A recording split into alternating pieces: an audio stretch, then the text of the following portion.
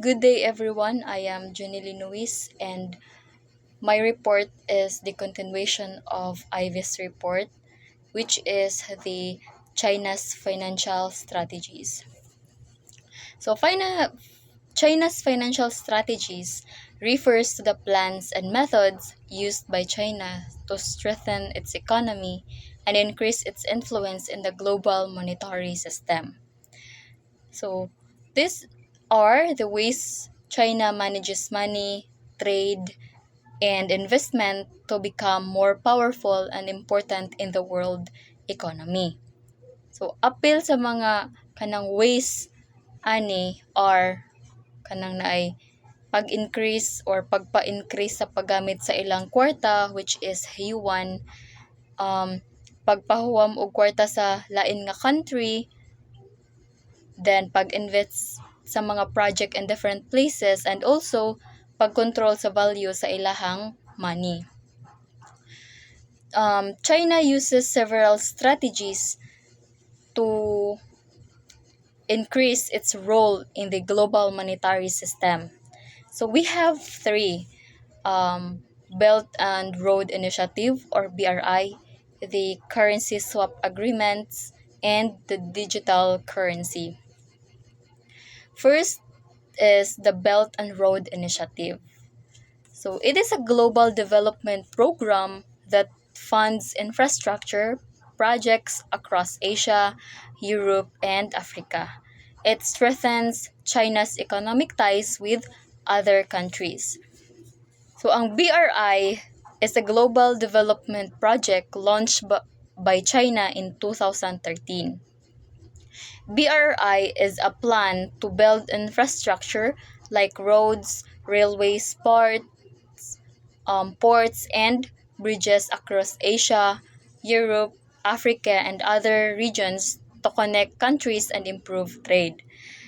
And it helps countries become more connected, so kanang ang mga goods, services, and investments kay kanang naay paspas ang padagan.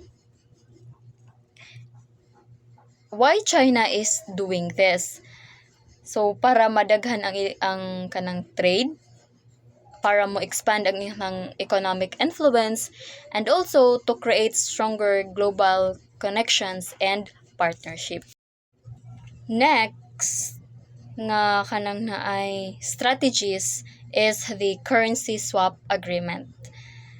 China makes agreements with other countries to use yuan instead of US dollars in trade.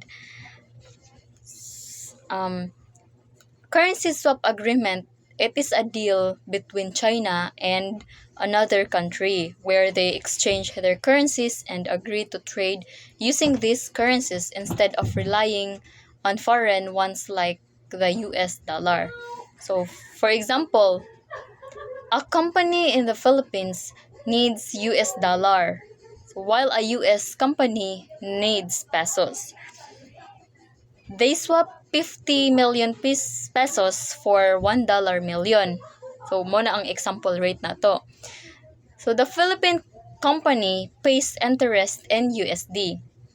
Dayon, ang US company pays interest in kanang Philippine peso. So, after pila ka year ana, kanang ibalik nila ang kanang original price. So, mo na ang currency swap agreement. Last strategy is the digital currency. When we say digital currency, China is developing a digital version of its currency, the dayon CNY, which could change how international payments are done. The digital currency, it is a government-issued digital form of money created and controlled by the People's Bank of China. So, makita kung unsay porma sa CNY sa akong kanang naay PowerPoint. So instead of carrying paper money, people can store and use it on their phones. People can pay using QR codes, similar to apps like WeChat and Alipay sa China. So sa ato sa Philippines, we have GCash, PayMaya, atong gamit kay QR codes. Next is the China versus the US dollar system. The global monetary system has long been dominated by the US dollar. So however, China is gradually challenging this dominance by promoting the kanang naay yuan.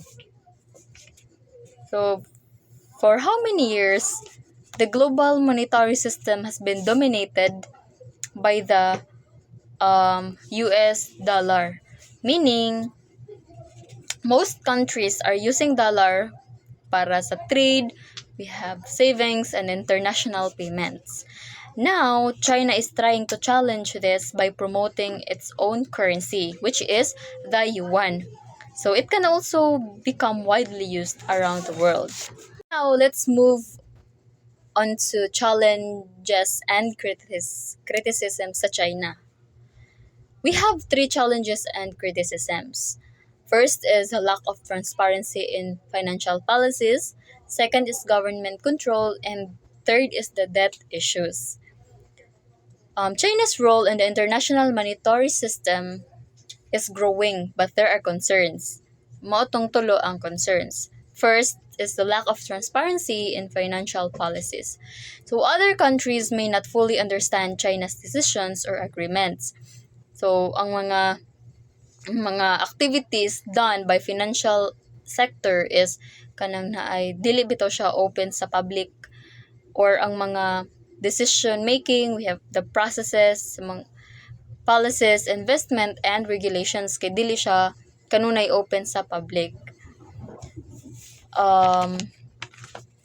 The second is the government kanang naay government control, meaning financial decisions and are influenced by the government, not just the market.